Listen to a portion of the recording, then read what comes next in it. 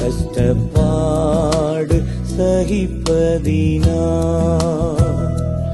இன்னல் துன்பம் இன்பமாய் மாறும். இயேசுவை நாம் காணும் போது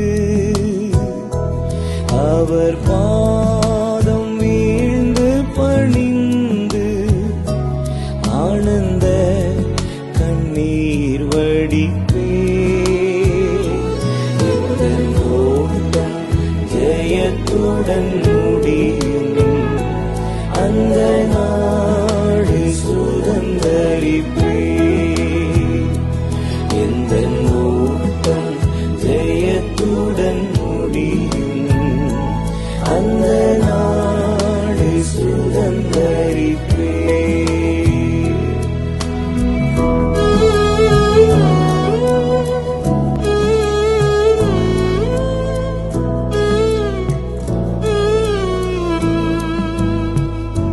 கஷ்டம் கண்ணீர் நிறைந்த உலகை கடந்தென்று நான் மறைவேன்.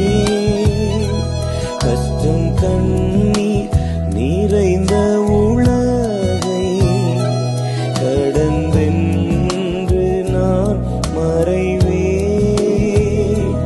ஜீவ ஊற்றருகே என்னை நடத்தி தேவன் கண்ணீரை துடைத்திடுவார். ஜீவ ஊற்றருகே என்னை நடத்தி. மேக்காவத்த எதுக்கு இந்த மாதிரி பைபிள்லாம் வச்சுக்க நீங்க தலையில கொண்டு போற, என்ன காரணம்? கர்த்தருடைய நாமம் மகிமைப்படுவதாக. அருமையான இவனுடைய பிள்ளைகளை, அருமையான சகோதரன் ஒரு கேள்வியை கேட்டா, இன்னைக்கு கிறிஸ்துவ சமுதாயத்துல அநேக வாலிபர்கள் பைபிளை தூக்க வைக்கப்படுறாங்க.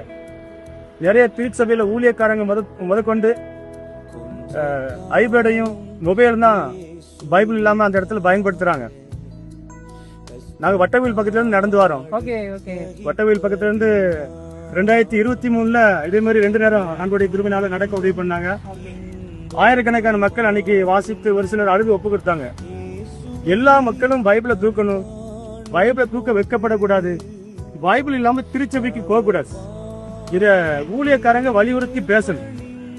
ஏசாயா 34 அதிகாரம் 16 வசனத்துல ஒரு வாக்கியம் எப்படி இருக்கிறது, கர்த்தருடைய புஸ்தகத்திலே தேடி வாசியுங்கள், இவைகளில் ஒன்றும் சோடி இல்லாம போவான்னு சொல்லி ஆவியானவர் தெளிவா எழுதி வைத்திருக்கிறார். அப்ப நம்ம கர்த்தருடைய புஸ்தகத்துலதான் பைபிள் வாசிக்கணும். மொபைல்லையோ ஐபேட்லயோ வாசிக்கும் போது அது நமக்கு சாபமாய் மாறும், பெரும் பாவமா மாறிடும். இன்னைக்கு திருச்சபைக்குள்ள நடக்கிற மிகப்பெரிய ஒரு அவல நிலைமை.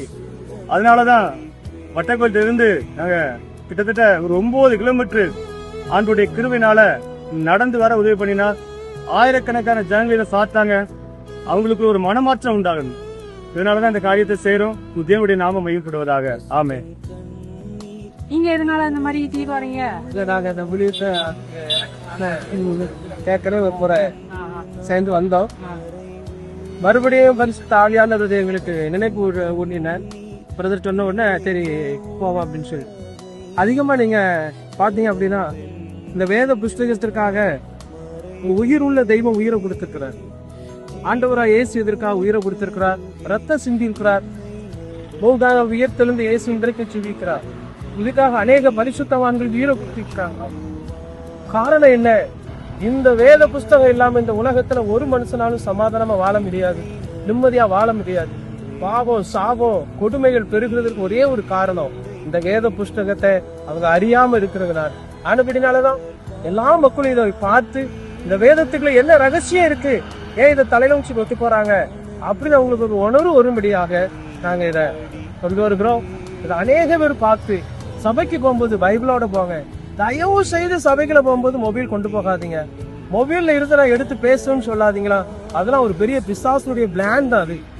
ஏன்னா இந்த வேத புஸ்தகத்தால தான் பெரிய பெரிய மிஷினரிகள்லாம் ஜீவனை கொடுத்து இன்னைக்கு இந்த வேத புஸ்தகம் நம்ம கையில இலவசமா கிடைச்சிருக்கு. இதை வாசிங்க, இதன்படி வாழ நினைங்க. நீங்களும் உங்க குடும்பமும் கர்த்தருடைய வருகையில எடுத்துக்கொள்ளப்படுவீங்க.